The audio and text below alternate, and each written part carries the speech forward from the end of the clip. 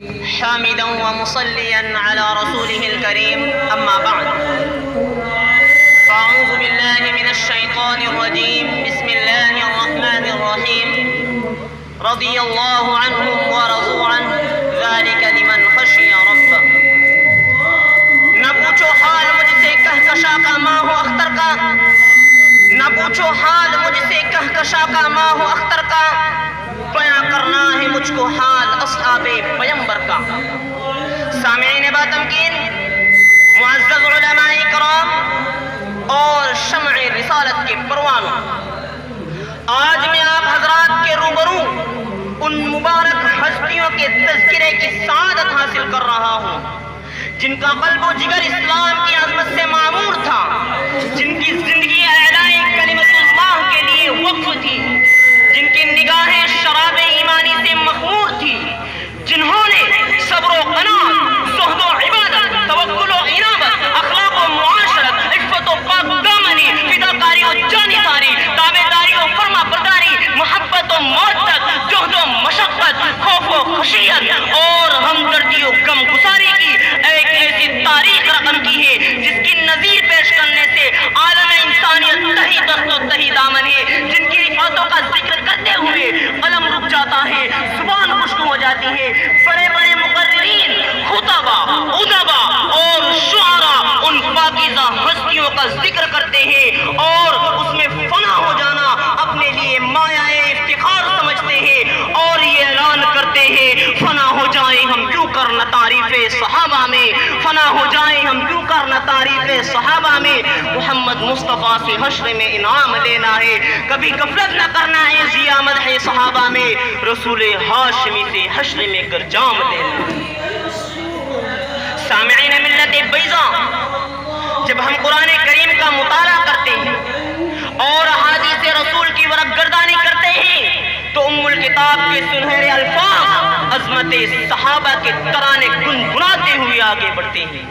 اور حدیث رسول ایک چیلنج کرتی ہے کہ اگر تمہیں ہدایت کی جستجو ہے تو اصحاب رسول کی پیروی کرو، بِأَيِّهِمْ اقْتَدَيْتُمْ اهْتَدَيْتُمْ، کیونکہ وہ تاجر بھی تھے اور ذاکر بھی، رجال لا تلہیہم تجارت ولا بیع عن ذکر اللہ، وہ سوتے تھے لیکن غفلت سے نہیں، تتجافی جنوبہم عن المضاجع، وہ پیشہ ور تھے لیکن بھروسہ اس پر نہیں، وعلی ربہم یتوکلون، قرآن ان کی حالتوں کو بیان کرتا ہے کہ جب وہ جنگوں میں جاتے تو اشداء علی الکفار، دوستوں میں ہوتے تو رحماء بینہم، نمازیں پڑھتے تو تراہم رکعا سجدا، دعائیں مانگتے تو یدعون ربہم خوفا وطمعا، انعام خداوندی کے یہی حقدار تھے۔ اولئک الذین انعم اللہ علیہم، رشد و ہدایت کی دولت سے یہی مالا مال تھے۔ اولئک هم الراشدون، اولئک هم المہتدون، فلاح الدارین کی سعادت سے یہی بہرہ مند تھے۔ اولئک هم المفلحون، اولئک هم الفائزون، اپنے پر دوسروں کو ترجیح دینے والے اگر تھے تو یہی لوگ تھے۔ یہی وجہ ہے کہ اللہ تبارک و تعالیٰ نے انہیں رضی اللہ عنہم ورضوا عنہ کے دائمی تحفے سے نوازا۔ ناموس رسالت کے پاسبانوں، لیکن آج جبکہ اہل رسالت پر صدیاں گزر چکی ہیں، کچھ احسان فراموشوں، دریدہ دہنوں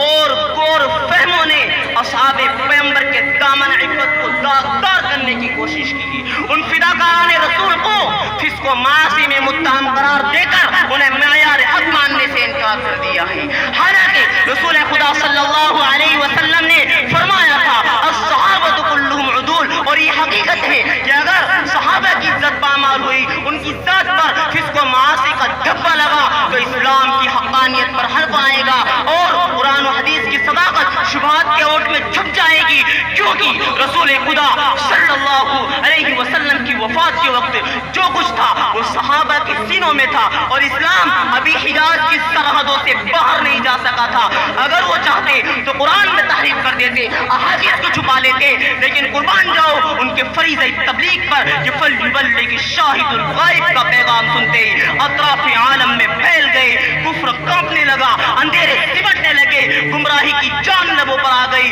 اور دیکھتے ہی دیکھتے شام و عراق، روم و فارس اور افریقہ و ہندوستان میں ایمان کی بادیں بہاری چلنے لگی، توحید کے نعرے بلند ہونے لگے اور کفر کی ظلمت کی گھٹائیں ختم ہونے لگی۔ اور اللہ کے نبی علیہ السلام نے انہی کے متعلق فرمایا من آذاہم فقد آذانی ومن آذانی فقد آذى اللہ، اور لا تمس النار مسلما رآنی او رآ من رآنی، وآخر دعوانا ان الحمد للہ رب العالمین۔